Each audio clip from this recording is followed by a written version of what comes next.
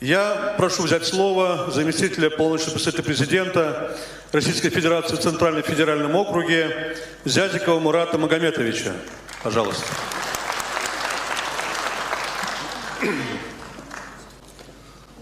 Уважаемый Владимир Владимирович, уважаемый владыка, форум Всемирного Русского Народного Собора «Северный Кавказ» в Ставрополе уже стал традиционным. Мы всегда рады вот той площадке, которая сегодня нам предоставлена, и тому разговору, который будет здесь проходить в различных секциях. Хочу сказать самое главное, наверное, это то, что богатство любого народа, любой страны – это люди. Богатство России – не какие-то стратегические объекты, это тоже очень важно. Это люди, это их единение, это сила, это наш с вами народ.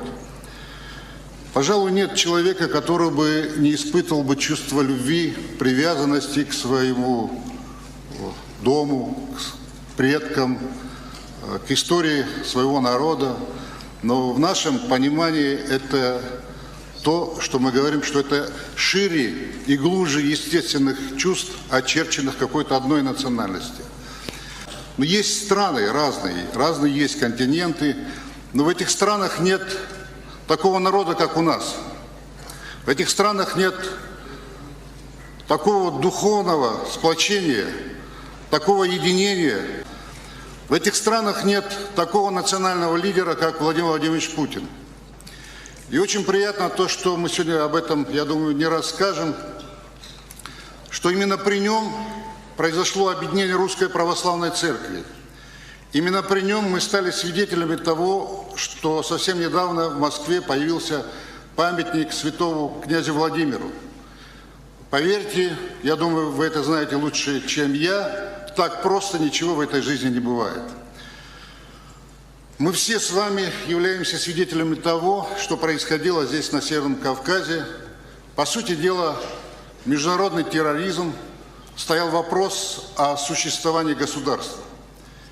О конституционном поле, в котором окажется наш регион, именно в тот период народы Северного Кавказа, объединившись, сказали, что нет, терроризм здесь не пройдет, у нас единое, не просто информационное пространство, не просто какая-то территория, у нас единая страна.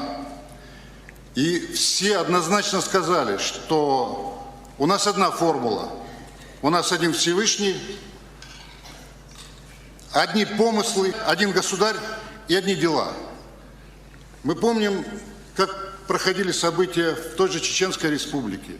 По сути дела, эта часть территории была просто отдана на растерзание международному терроризму. И именно тогда, именно ставропольчане тоже, очень многие сегодня во властных структурах, они пришли, помогли не просто беженцам, не просто какую-то материальную помощь, они участвовали лично в собирании нашей страны. И был проведен конституционный референдум Чеченской Республики, первый конституционный референдум, который сказал, что нет. Это при старшем Кадырове. И я это хорошо знаю, потому что, будучи всенародно избранным президентом Республики Ингушетия, я это хочу подчеркнуть, не через парламент, а из 34 кандидатов, вот эту всю площадку, которую там хотели превратить в поле терроризма, и после взрыва, который произошел в Чеченской Республике, где 94 человека погибло, мы ее переместили с благословения и тогдашнего патриарха, и представителей других религий, конфессий, и, конечно, Владимир Владимирович, и провели этот референдум в Ингушетии, то есть по Чеченской Республике все вместе. Почему я делаю такие экскурсы истории? Вот правильно сказал Владимир Владимирович, мы должны исходить и помнить тех, кто стоял вот у истоков собирания нашей страны. Я еще раз хочу подчеркнуть, здесь было очень хорошо сказано взаимодействие. Я хорошо помню, как строился первый храм в Ингушетии. Вот сидит уважаемый мой владыка Феофан. Его строили в Ингушетии представители всех национальностей. храм Покрова, его строили все. Сегодня у нас очень много в стране, я как представитель Центрального федерального округа, администрации президента, я хочу сказать, что есть такая российская кавказская цивилизация, и она вечная. Но наш округ – это государствообразующий, культурообразующий, народообразующий, точно так же, как и Северокавказский округ. У нас очень много восстанавливается храмов, мечетей, католических храмов. Очень важно, чтобы эти храмы не пустовали, чтобы туда приходили люди, и всегда вот в этих Божьих домах всегда говорят только по-доброму. Ну и хочу сказать, что величие форума, еще плюс ко всему, то, что мы с вами говорим на современном русском языке. Русский язык – это самое большое богатство. Русский язык – это вопрос национальной безопасности, это вопрос сохранения нашего государства. Потому что язык, на котором мы с вами все говорим, я не умаляю остальные языки народов мира, это Владимир Владимирович, и в том числе самое главное языки народов нашей страны, их 183, по разным оценкам 193, они тоже сегодня, как никогда, им тоже уделяется огромное внимание нашим государствам.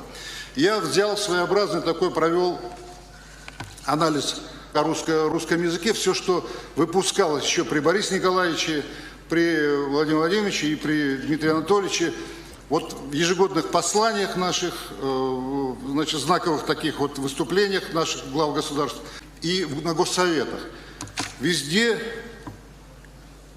вот лично я убедился, думаю, что и вы, вот те люди, те страны, те политики, их политиками назвать трудно, которые воюют с русским миром, с русским языком, им уготовлено вот просто место на задворках истории.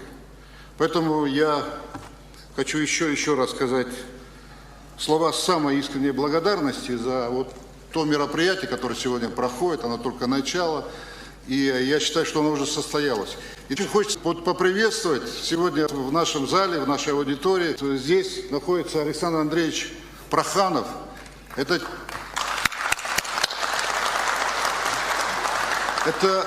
выдающийся наш русский, российский писатель, это совесть нации, это человек, который очень много сделал для нашей страны. Вот на единицах, на таких людях и держится наша страна.